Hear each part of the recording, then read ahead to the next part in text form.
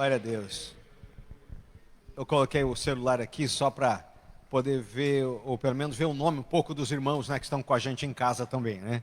Mandar a bênção para eles, que Deus abençoe. Cada um deles, a gente tem sempre saudade, né? E do momento que a gente vai poder todos estaremos juntos novamente na presença do Senhor. Glória a Deus. Que Deus abençoe também você. Se você tem sua Bíblia aí, ou pelo seu celular e assim por diante, nós vamos para o Evangelho de Mateus, tá bom? O Evangelho de Mateus. Você pode abrir, nós vamos caminhar hoje na pregação, na ministração, no Evangelho de Mateus, tá bom? Então você tem aí, o pessoal acendeu todas as luzes aqui, talvez para ficar mais fácil para você poder ler, né? Aí agradeço, o pessoal do Louvor já saiu, quero agradecê-los também, em nome de Jesus, que Deus abençoe a vida deles, pelo trabalho, todos os diáconos, irmãos. A gente está com a ceia também lá fora no estacionamento, né? Sistema drive-thru, né? O pessoal nem desce, ele já recebe a administração da ceia lá na porta. Creio que alguns irmãos que fazem parte do grupo de risco, que não podem estar com a gente aqui, mas vão estar aproveitando essa oportunidade.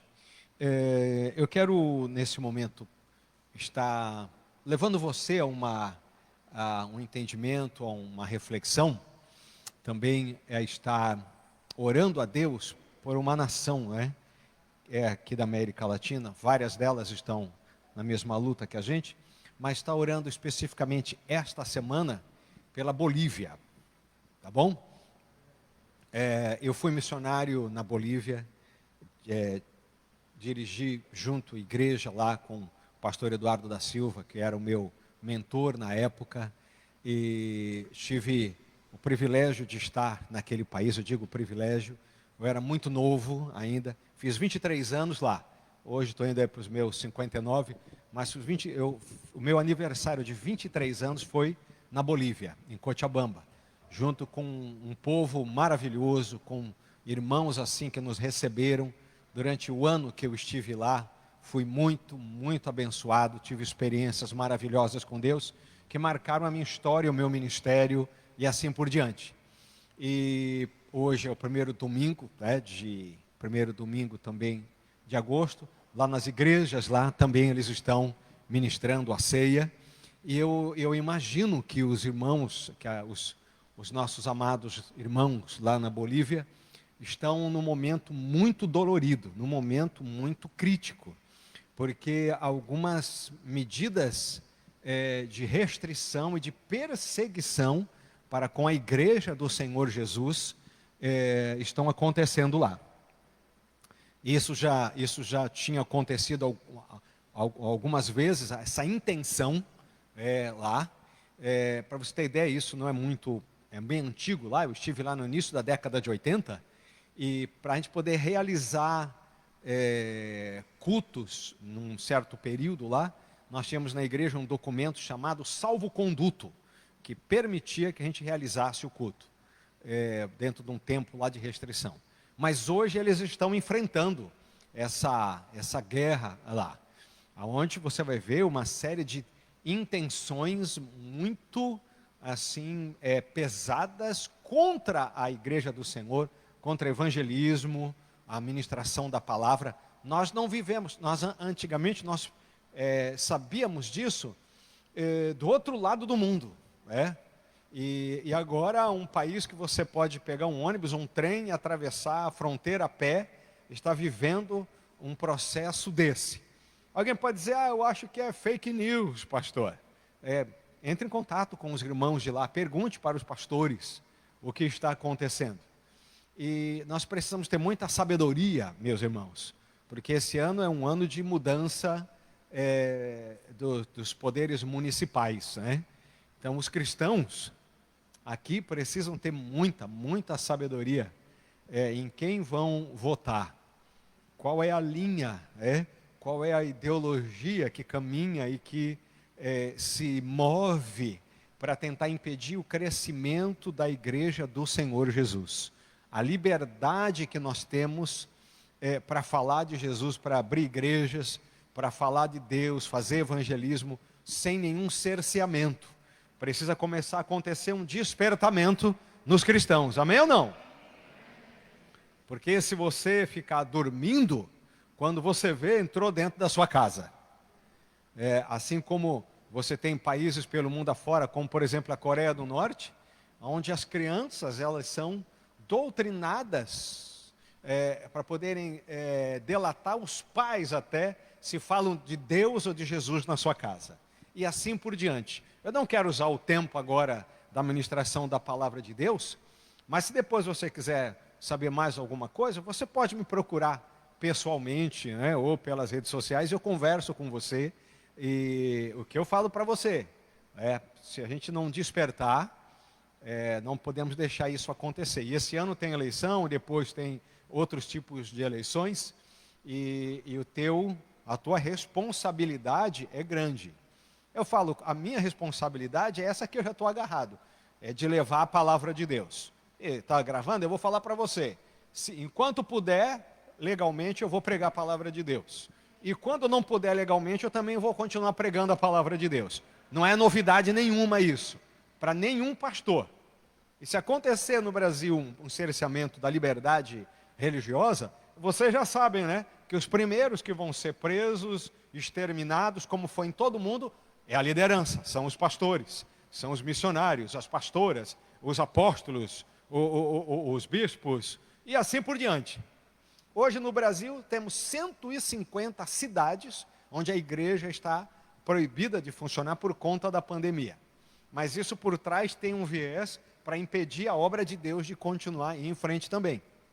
Então, irmãos, nas próximas eleições, tenha responsabilidade com o seu voto. Presta bem atenção no que você vai fazer. Presta bem atenção. Que Deus dê sabedoria para você, em nome de Jesus. Amém? Glória a Deus. Mateus, nós vamos começar, capítulo 5.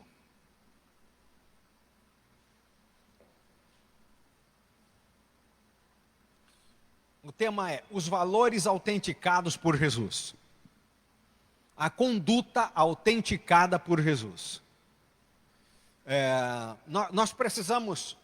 Nós temos nossos valores. Nós temos uma conduta.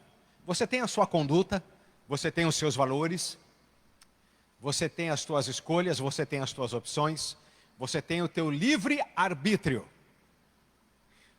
E como vivemos na era do questionamento e da contestação, esse processo gera, com certeza, uma série de ações e reações de todo mundo. Mas então eu gostaria de falar para você uma coisa. Apesar do teu livre-arbítrio, apesar de você ter os teus valores, apesar de você ter a tua conduta, de você ter feito a opção pelo seu vocabulário, e assim por diante, aí fica a pergunta, o questionamento pastoral: é autenticado por Jesus? É autenticado pela palavra de Deus? Porque a sua conduta, os seus valores, o seu vocabulário, as suas posições, as suas opções, as suas escolhas, elas podem ter base em tudo que é parâmetro e plataforma que existe do ponto de vista secular. Mas a pergunta é autenticada pela palavra de Deus? Deus aprova? O Senhor autenticou isso? Por quê? Autenticada pelo Senhor não significa que você não enfrente dias ruins. Não significa que você não passe por momentos de aperto e de tempestade. Mas você sabe, como está lá em Hebreus capítulo 11, que no porvir, na glória, nós temos a nossa recompensa. Se ainda assim for a única recompensa, o único local for lá na glória, então mesmo assim nós continuamos com essa escolha, essa opção de ter uma vida autenticada pelo Senhor. É isso que nós precisamos. Seu desafio pastoral. Que as pessoas dizem, mas eu não sinto assim no meu coração. Irmão, o coração do homem é enganoso. O coração do homem não é parâmetro e nem referência de caminhada com o Senhor. Porque nós vivemos numa época hedonista, vivemos numa época extremamente misturada com o iluminismo, com o humanismo, e que com todo tipo de parâmetro humano e terreno e mundano, nós acabamos nos confundindo. De que às vezes, porque nós temos uma conduta autenticada pelo Senhor, nós somos totalmente desabilitados e desautenticados pelo homem e pelo sistema mundano que nós vivemos, aonde temos que ser o sal da terra e luz do mundo. Corremos o risco de ser chamados de bobos, de sermos chamados de inocentes, infantis, desajustados, alienados. Corremos esse risco, mas é melhor a gente entender o que Jesus disse. O mundo odiou primeiro a mim e depois vai odiar vocês. É melhor ser aceito por Deus do que ser aceito pelo mundo. Esse é um grande desafio, creio hoje, para a gente poder andar segundo o Evangelho. Então eu separei alguns tópicos, algumas palavras, de Mateus capítulo 5, a partir dessa ótica. Os valores autenticados por Jesus. E Mateus capítulo 5 nós temos as bem-aventuranças. Bem-aventurado, ou seja, estou autenticando, estou dizendo, é assim que é para ser, é desse jeito que é para caminhar, é isso aí, estou assinando embaixo. Começa. Quando Jesus viu as multidões, Jesus subiu ao monte, e havendo-se assentado, seus discípulos se aproximaram. E ele começou a ensinar-lhes, dizendo, e vem a primeira forma de autenticação de Jesus. Bem-aventurados os pobres em espírito, pois deles é o reino dos céus. O que quer dizer isso?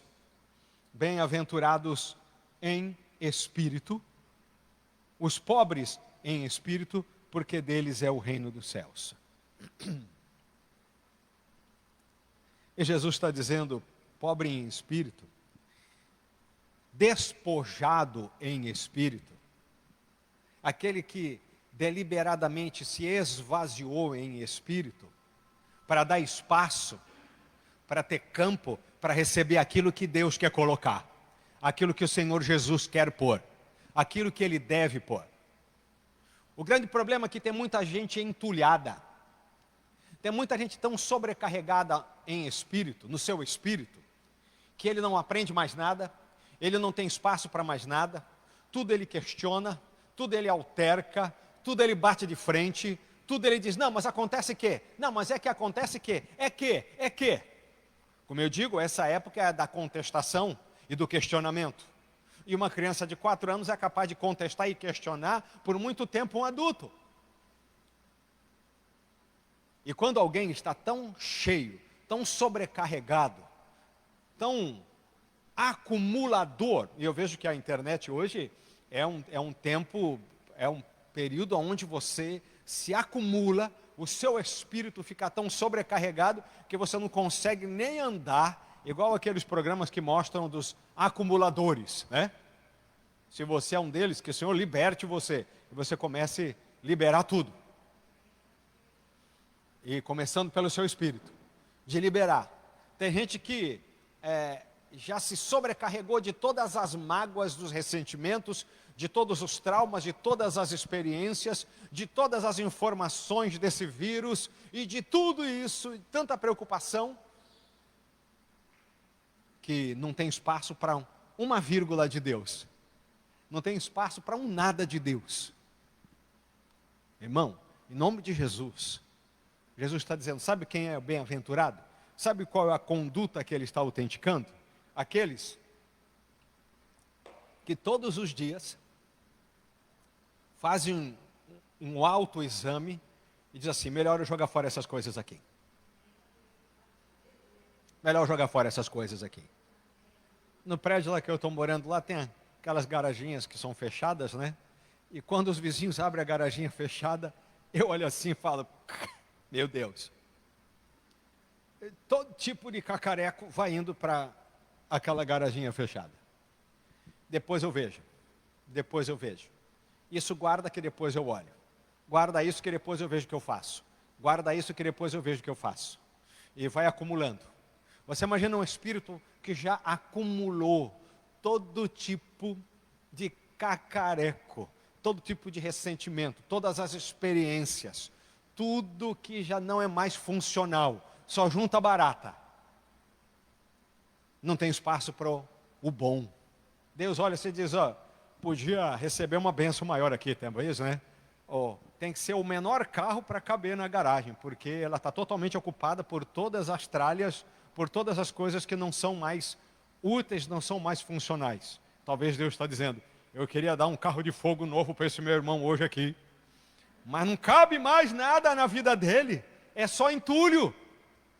Ele guardou um arco de pua. Quem sabe o que é um arco de pua? Não sabe, né, Renan? O arco de pua é o ancestral da furadeira. Manual, assim, ó. O Renan não sabia, ele trabalha lá no depósito lá, né? Não existe um arco de pua no depósito, né? Nem para ser de museu, né? Nem para ser uma peça decorativa de como é, que aí eu acho que acabam até usando uma peça decorativa. Mas o cara guarda achando que vai usar. Tem a cuia da ração do cachorro de 1935 lá. Vai acumulando as coisas que não servem mais para nada. Deus quer te dar algo novo. E então o Senhor Jesus diz, sabe, você tem que esvaziar. Deus dá, mas é você que tem que jogar fora a colheita velha. Irmão, você foi usado por Deus. Aconteceu um momento, a palavra de Deus diz, que a bênção de Deus, o que Deus quer fazer, é dar uma colheita tão abençoada, que você vai olhar a tua antiga colheita e vai dizer, preciso jogar fora a velha colheita, para ter espaço para nova. Que Deus abençoe você, todos os dias limpando, limpando. A Bíblia diz assim, não se ponha o sol sobre a vossa ira. Todas as noites, deixa eu jogar fora essas coisas aqui. Marido e mulher, se não fizer isso, irmão, em uma semana tem mais coisa do que de 50 anos junto. Em uma semana pode juntar tanta coisa, que em 50 anos não junta. Todo dia, todo dia.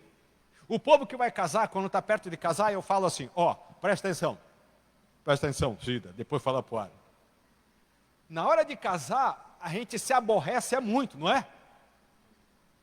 A noiva quer florzinha, não sei o que lá, fitinha daqui, arranjinho dali, enfeitinho de lá, coisinha daqui, coisinha de lá. O noivo danado só pensa na lua de mel, ele não quer saber de uma flor. E começa a dar agonia. É uma batalha. E se eles não vigiarem, eles já entram no casamento já azedo. Na hora que tira foto na noite, vamos estar assim, ó. Já viu o cara de noivo na foto? Dá uma olhada na cara do noivo. Toda foto de casamento. Ele está ali, não vê a hora, mais uma foto. Quer ir embora? Já vai azedo. Irmão, se você não cuida do seu casamento, se você não cuida tem que ser todo dia. Chegou a noite, joga fora tudo. Põe no saco de lixo, amarra e leva para a lixeira. Todo dia, todo dia, todo dia. E se o negócio estiver intenso, precisa descer 2, 3 vezes por dia levando o lixo na lixeira. Se esvazia. Se esvazia, irmão. Se esvazia para poder ser cheio de Deus. Jesus autenticou isso, diz, é isso aí. Ele diz, é isso aí, você está fazendo o que é certo. Alguém está dizendo, você deve guardar essas cacarecos aí. É melhor você segurar essas coisas aí. É melhor você ter algumas provas para depois. Já viu quando alguém diz, guarda algumas provas, anota. Hoje o povo, qualquer pipoco, eu estou filmando. Ficou, como chama? Printado aqui. Eu printei aqui. Aquele dia você falou, está printado aqui, ó. Para depois jogar na cara do outro. O Senhor olha você com esse bando de cacareco e diz, não autentico essa sua conduta. Você é capaz de levantar um negócio de uma semana. Você não é capaz de lembrar o que comeu há 3 dias atrás. Mas é capaz de lembrar de um problema de uma semana. De 20 anos, de 30 anos. Não é uma conduta que Deus autenticou. Mas diz, esse daí é meu servo, é minha serva. O Senhor quer autenticar você. Glória a Deus. Esvazia. O Senhor Jesus, então, vem autenticando uma série de condutas para uma sociedade, irmãos, que era extremamente complicada nesse processo. Você vai ver que ele mexe com a questão do templo, de ser o local exclusivo de adoração. Isso acontece com a mulher samaritana, com a mulher adúltera, com o leproso, o bom samaritano, o morto tocado por Jesus. Jesus vem confrontando um processo de uma religiosidade que não dava espaço para o agir de Deus, mas tinha muito espaço para as coisas que amarravam, que bloqueavam e faziam a vida ser frustrante. Não tem uma pessoa mais frustrada do que um religioso. Pode olhar.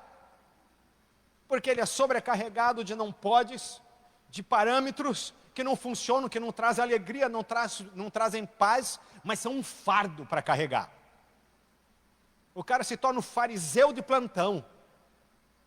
Porque, irmão, a presença do Senhor é libertadora, transformadora e liberadora. Mas a religiosidade é cada vez mais fria, cada vez mais sepulcral. Cada ato de Jesus, ele estava autenticando e autorizando um valor. Que bênção quando Jesus começa a dizer, isso é precioso, isso tem valor e isso não tem valor. Porque quando você entende o valor das coisas, você guarda o tesouro e joga fora o entulho. Mas se você tem uma visão equivocada do preço das coisas, você guarda a porcaria e joga fora as coisas boas. É o grande prejuízo nas vidas. Quebrando um paradigma religioso, práticas vazias. Irmãos, quantas vezes criticaram Jesus porque ele andava com os pecadores? Você anda só com pecadores? Ou você anda com a gente que não sei o que, não sei o que, não sei o que? Aí sabe o que ele diz? Ele deixa claro. Sabe qual é o meu valor? Sabe qual é a minha conduta que meu pai autenticou? Eu sou médico para doente. Eu sou médico para doente. Quem está doente precisa de médico. Quem não está doente não precisa de médico. Eu vim para trazer as boas novas, o arrependimento. E eu estou trazendo justamente para quem precisa, para os pecadores. E isso deixava chateado o pessoal. Jesus então vem autorizando uma conduta que se liberava, primeiro, de títulos. Libertava dos lugares. Isso é maravilhoso. De reconhecimento humano. Ele diz à mulher samaritana, lembra da mulher samaritana? Ela diz, onde é que adora? É em Jerusalém ou é aqui? Ele diz, em nenhum lugar. O verdadeiro adorador adora em espírito e em verdade, é aqui no coração. Hoje que a gente tem um problema de não pode ir aqui, não pode ir ali, isso é maravilhoso, porque nós vivemos uma espiritualidade, vivemos uma caminhada com o Senhor, liberada do espaço. Não é, se fosse só aqui que Deus operasse, agora era um sério problema. Liberava de títulos. O pessoal mandou vir aqui perguntar quem você é. Você é Elias, que havia de vir? Você é algum dos profetas? Você é quem? Perguntaram isso para João, perguntaram isso para Jesus. Eles precisavam de títulos. Queria uma referência de divisa. O que você é? Fala, você é um profeta? Você é o filho de Deus? Mas quando fizeram essa pergunta, fizeram de uma forma capciosa. Quem você é? O que João responde? Eu sou a voz que clama no deserto. Eu não preciso de título. Eu não preciso de um reconhecimento humano. O que eu quero é abençoar as pessoas. Que importa se quem foi que te levou para Jesus? Se era o apóstolo, ou se era simplesmente o irmão que há 3 dias aceitou Jesus e cheio de fogo no coração, ele disse, meu irmão, aceitei Jesus há 3 dias, Jesus mudou a minha vida, quer aceitar também? É só você falar assim, Senhor Jesus, perdoa os meus pecados, me recebe como teu filho e tua filha, e eu te confesso como Senhor e Salvador, e pronto, você nasceu de novo uma nova criatura em Cristo Jesus. Pronto.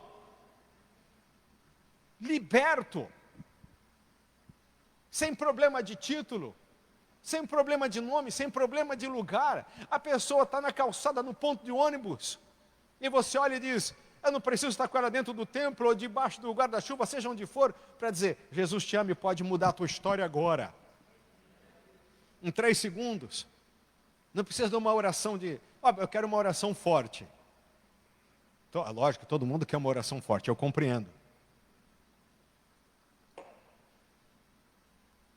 Mas se puder orar 40 minutos, joia. Mas e se você tem somente 3 segundos para orar? O mover de Deus não é o mesmo? O leproso vai até Jesus: se o Senhor quiser, eu posso ser curado, eu posso ser limpo. Ele diz: eu quero, seja limpo. Pô, o cara está limpo. Já o Naamã teve que mergulhar 7 vezes lá. Foi um outro tratamento. Mas Jesus já chega e diz: quero, seja limpo. Pronto! Recebeu. O rapaz cego vira e diz: eu quero ver. Ele diz: então veja, seja feito conforme a sua fé. Pronto, e viu. Jesus começa a autenticar essa coisa descomplicada. Olha o que Jesus diz: aquele que crê em mim, fará as obras que eu faço e fará maiores. Autenticou a caminhada de fé. Tudo é possível ao que crê. Que coisa boa. Ele diz: é desse jeito que é para ser. Na oferta da viúva pobre, lembra? Aí Jesus começa a dar um nó na cabeça do pessoal. A viúva pobre chega para dar uma oferta, aí a menor moeda que existia. E isso é aquele momento de oferta, estavam colocando tesouros ali. Aí o valor. Mas aí ele começa a mexer não com o valor, mas com a autenticação do coração. A mão fez uma coisa, mas o coração fez outra. Aí ele diz: essa mulher foi a que deu mais hoje, mais que todo mundo. Eu acho que os discípulos olharam assim e dizem assim: alguma coisa errada. Jesus entende de teologia, mas não entende nada de contabilidade. Aí diz: não, o coração dela é melhor do que o de todos. Ele autenticou. Ele não elogiou ninguém, mas elogiou aquela mulher. Tem outro momento que uma mulher, interessante, as mulheres são abençoadas, né? Aparecem para dar umas dentro assim, fantástica. Deus abençoe as irmãs, hein? Tem aquela mulher que tem uma história de vida duvidosa. Do ponto de vista moral, ela é bastante criticada. E Jesus vai na casa de um fariseu, convidado para um jantar. Imagino que foi um jantar bastante desconfortável. Porque a intenção ali era de exposição. E dependendo do evangelho que você lê, você vai encontrar alguns detalhes diferentes, mas o todo é que ela chega e ela honra Jesus. Ela beija os pés de Jesus, ela chora, ela se derrama aos pés de Jesus. E aí então começa a crítica. Todas as pessoas que estavam naquele jantar começam a desautorizar a Jesus como profeta. E se sentem extremamente afrontados e aviltados com a presença daquela mulher ali. E começa o diz-que-me-diz-que. Ele não é profeta nada. Porque se ele fosse profeta, ele sabia que essa mulher aqui tem uma história moral bastante complicada. E ele não ia deixar nem, se ele fosse mesmo quem ele disse que ele é, ele não ia deixar nem ela tocar nele. Porque eles eram religiosos. E aí então Jesus tem que chamar o pessoal e dizer assim: deixa ela em paz. E aí começaram a criticar. Não incomodem ela. Uau, que coisa.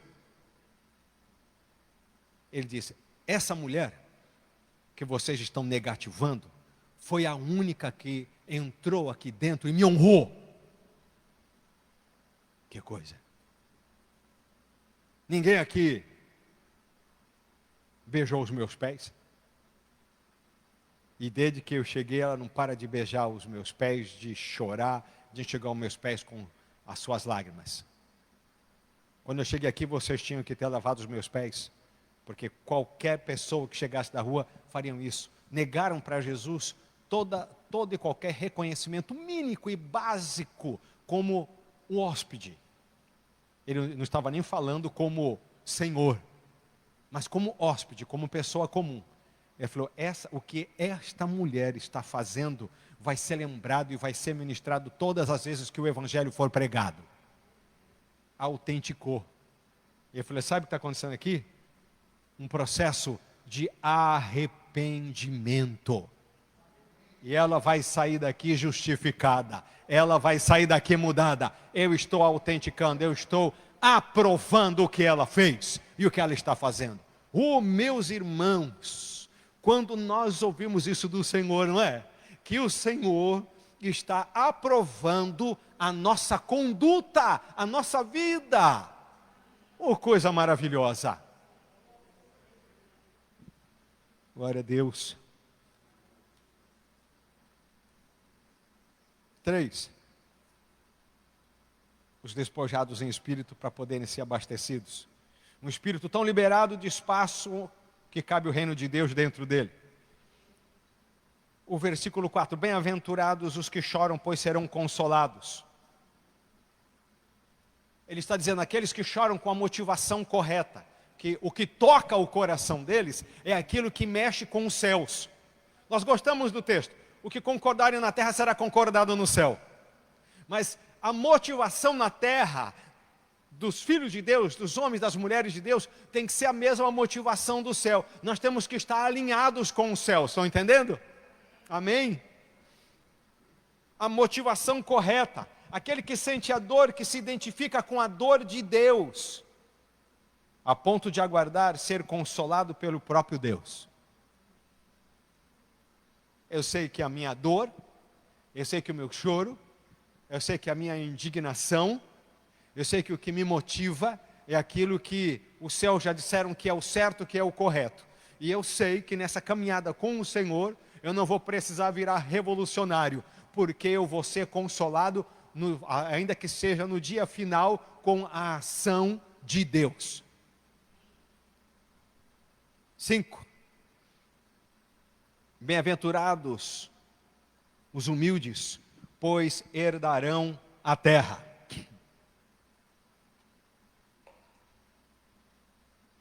Essa é incrível, né? Porque é uma mansidão escatológica. A mansidão escatológica. Mansidão na Bíblia não é impotência. Não é falta de capacidade de reagir e de agir. Mas significa se submeter ao dia, à hora e à maneira e à vontade única e exclusiva de Deus. E a convicção, a certeza de que aonde eu estou e onde eu piso, eu estou como Abraão. Talvez eu não tenha a dimensão do meu pé no meu nome, mas eu sei que toda essa terra já foi dada pelo Senhor para os seus servos, para o seu povo, para a sua igreja. A terra e toda a sua plenitude é do Senhor, meus irmãos. É do Senhor.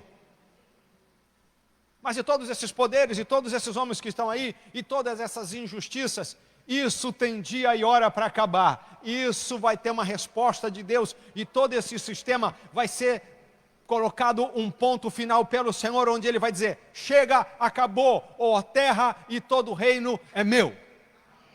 Isso é escatologia. Isso é do Senhor. Glória a Deus. Aqueles que têm o poder são usurpadores do poder. A palavra de Deus diz que nós devemos ser bons mordomos na gestão. Quando não somos, a Bíblia tem um parâmetro para isso. Que nós somos testemunhas do Evangelho do Senhor. Então, irmãos, que a nossa mansidão seja escatológica, entendendo que se farão novos céus e nova terra. O 6. Bem-aventurados os que têm fome e sede de justiça, pois serão saciados. Irmãos, esses são aqueles que aguardam sabiamente sentar-se na mesa de Deus. Aí nós vamos ser saciados. Mas jamais em nenhuma outra mesa. A tua fome e a tua sede de justiça, você não vai matar na mesa das ideologias terrenas e mundanas. A tua fome e a tua sede de verdade e de justiça não vai ser saciada na teologia, na filosofia, não vai ser saciada no contexto político, em nenhum contexto terreno você vai se saciar. Mas o dia que você vai saciar a tua fome e a tua sede, é quando você se assentar, e a palavra de Deus diz que depois do arrebatamento da igreja, nós vamos nos assentar na mesa, pensou pastor Samuel, das bodas do Cordeiro. Vamos sentar na mesa das bodas do Cordeiro, do noivo da igreja que é Jesus. Aleluia! Lá nós vamos comer, lá nós vamos beber. Se você for até Apocalipse, você vai encontrar que nós vamos poder comer do fruto da árvore da vida, de beber da água, da fonte da vida. A nossa sede e a nossa fome vai ser saciada no Senhor, na mesa dEle. Aprenda como Daniel fez. O profeta Daniel é levado cativo para a Babilônia, é deportado. Quando ele chega lá, ele passa no vestibular, aonde ele é encontrado 10 vezes mais sábio que todo mundo. Faz ideia o que é isso?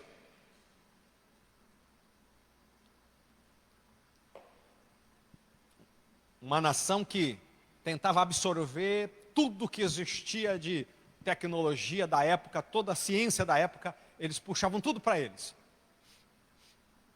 Lógico que com uma visão expansionista. Mas ele é encontrado 10 vezes mais douto do que todos. Ele não tirou 10, ele tirou 10 de 10. E aí então, me parece que ele, a princípio, que ele está numa posição privilegiada do ponto de vista racional humano. Mas aí chega a hora da mesa. Imagina quando ele chega na mesa assim, lá longe. Todos os manjares do rei da Babilônia. Todas as comidas que eram abominação do ponto de vista de...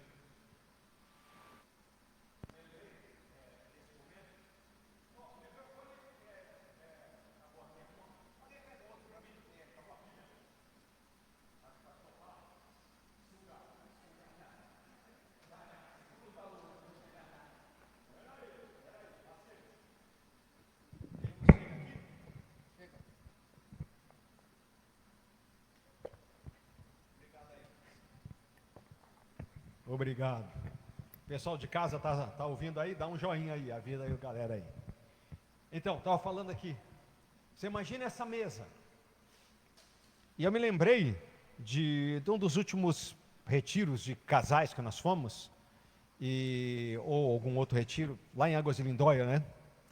E o hotel que a gente ficou hospedado, quando eu desci para almoçar, eu lembrei do Daniel.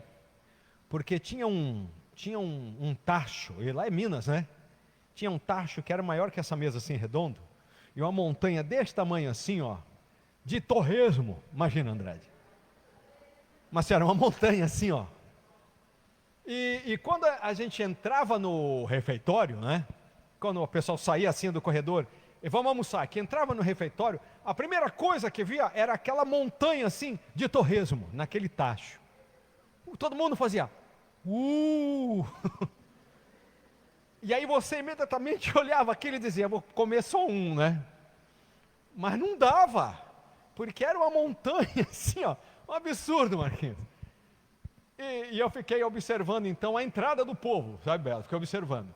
Não tinha um que não chegava ali e que o demônio da gula não tentava pegar na hora.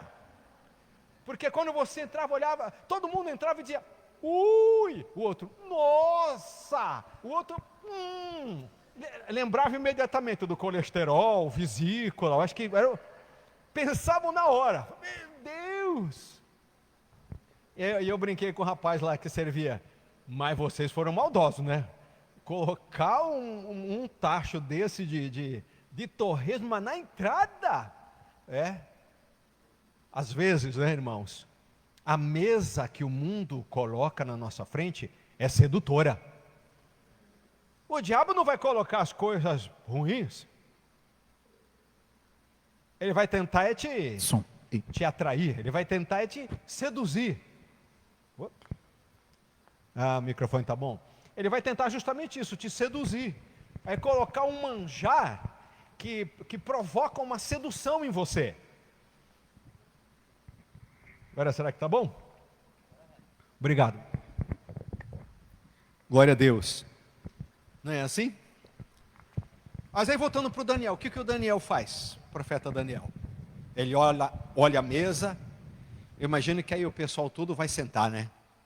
Vamos comer. Você talvez está esperando, né? Hoje, a almoção de domingo. O frango já foi sacrificado, né? Está tudo certo. Ele está lá no altar do sacrifício assando. Vou sentar e vou comer. Aí você olha para a mesa do mundo, e eu digo não no contexto físico, mas espiritual, diz: eu não vou comer essas coisas. Eu prefiro ficar com fome. Olha, amém, não?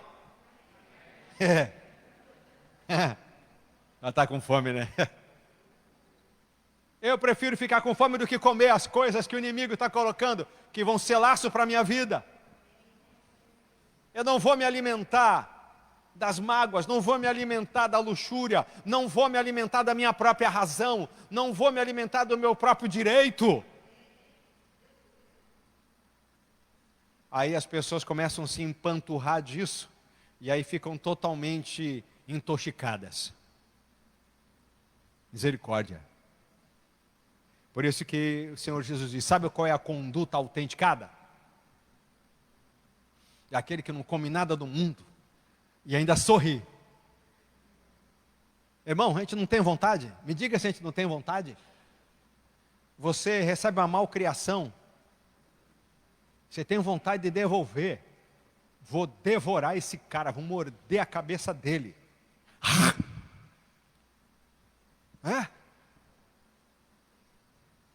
Quando a gente não tem vontade de comer os pratos que o mundo coloca na frente, e todo mundo diz: por que você não comeu? Por que você não reagiu? Você tinha que ter ido lá passado por cima. Você é bobo. Bobalhão mesmo. E você fica meio mexido. Olha lá, deram mole para você. Olha lá, ele deu mole, ela deu mole para você. Não é assim? Devolver o troco por quê? E assim vai. Paga na mesma moeda. E Deus diz assim: não estou autenticando esta sua conduta. Não estou autenticando essa sua conduta. Martelou o dedo, pô! Aleluia! Ficou preta a unha. Deus diz: autentiquei o que você falou. Você falou glória a Deus, aleluia. Pode ter pensado outra coisa, mas o que saiu da boca foi glória a Deus, aleluia. Tá melhor. Que às vezes pensa aqui, né? Aleluia. Porque quando faz errado, Deus diz: eu não autentico essa conduta. Com isso você entristece o Espírito Santo. Alegra o Espírito Santo. Você pode ter a tua luta, você pode ter a tua aprovação, mas quando você age, você tem que agir de acordo com glorificar e exaltar o nome do Senhor. Porque quando a coisa ficou só aqui e aqui, sabe o que você faz? Aí você vai lá, pede perdão para o Senhor, você pode fechar a porta do teu quarto, pedir perdão e resolveu. Agora quando daqui, saiu para lá, aí arrebentou. Aí tem gente comprometida e envolvida no negócio. E aí não resolve só você indo dentro do seu quarto pedindo perdão. Aí você tem contas a acertar fora. Você comprometeu outros. Está dando para entender, né? Oh, Jesus. O último, misericórdia. Bem-aventurados os misericordiosos, porque alcançarão misericórdia. Nós precisamos entender que uma pessoa, ela, nos dias de Jesus, ela não tinha nenhuma razão para ser misericordiosa. Como assim, pastor? Por quê? Porque a lei dizia, fez, vai pagar. Olho por olho, dente por dente. O que fazem quando pegam uma mulher no adultério? Levam só ela, não levam o homem. Ninguém adultera sozinho. Levam ela para matar apedrejado. As pessoas não tinham problema de sair da sua casa para matar alguém na praça. E depois voltar para orar e agradecer a Deus pela sua vida. Não existia o parâmetro misericórdia. Fez, vai pagar. Hoje em dia não existe ninguém assim. Graças a Deus, né? Comigo é assim, vai ser... né? Isso não existe. Graças a Deus, vivemos na graça, né? Aleluia, né? Aí Jesus diz, bem-aventurados, autenticados são os misericordiosos, porque eles alcançarão misericórdia. Mesmo no meio de uma sociedade que cobra, que é extremamente perversa, ele diz, não seja perverso, seja misericordioso.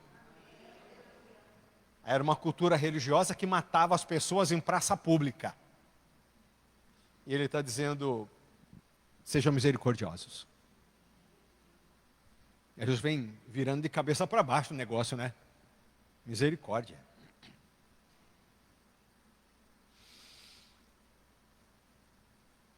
O 8. Bem-aventurados os limpos de coração, pois verão a Deus. Limpo de coração consegue ver Deus. A sujeira no coração não deixa ver Deus. É a recíproca aqui. Quando Jesus diz assim, bem-aventurados os limpos de coração, ele mexe com um parâmetro para aquele povo muito sério. Porque eles eram religiosos, ritualistas.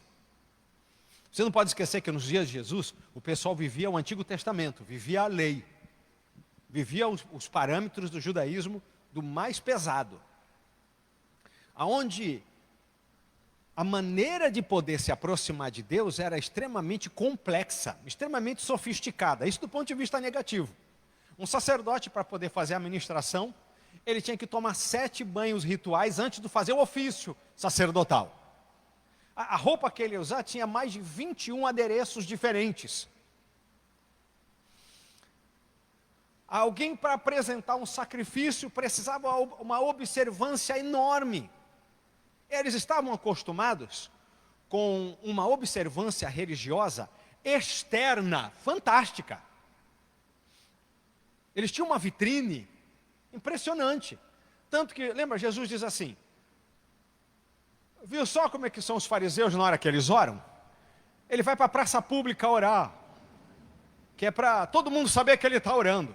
Quando ele jejua, ele faz cara de mortificado. Zumbi, gospel. Já viu? Amém, irmão. Estou me consagrando ao Senhor. Você pede alguém para orar.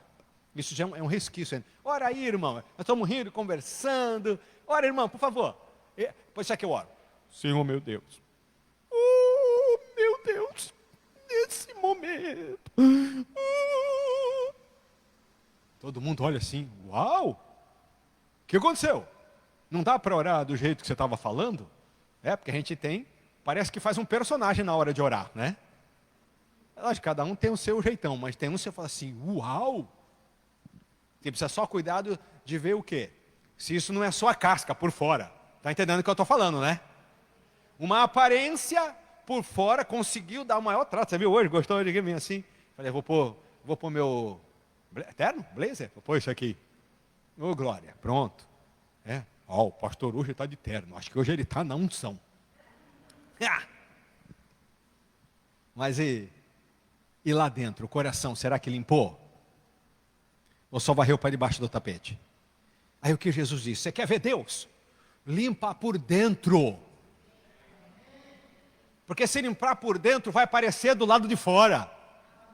Né, que fala, o copo, se estiver sujo, logo percebe. Mas se está limpo, dá para ver, é transparente.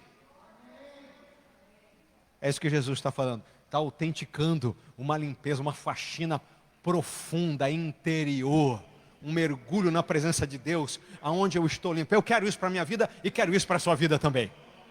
Em nome de Jesus. Vamos orar. Meu Pai, em nome de Jesus, eu quero clamar por essas vidas agora aqui.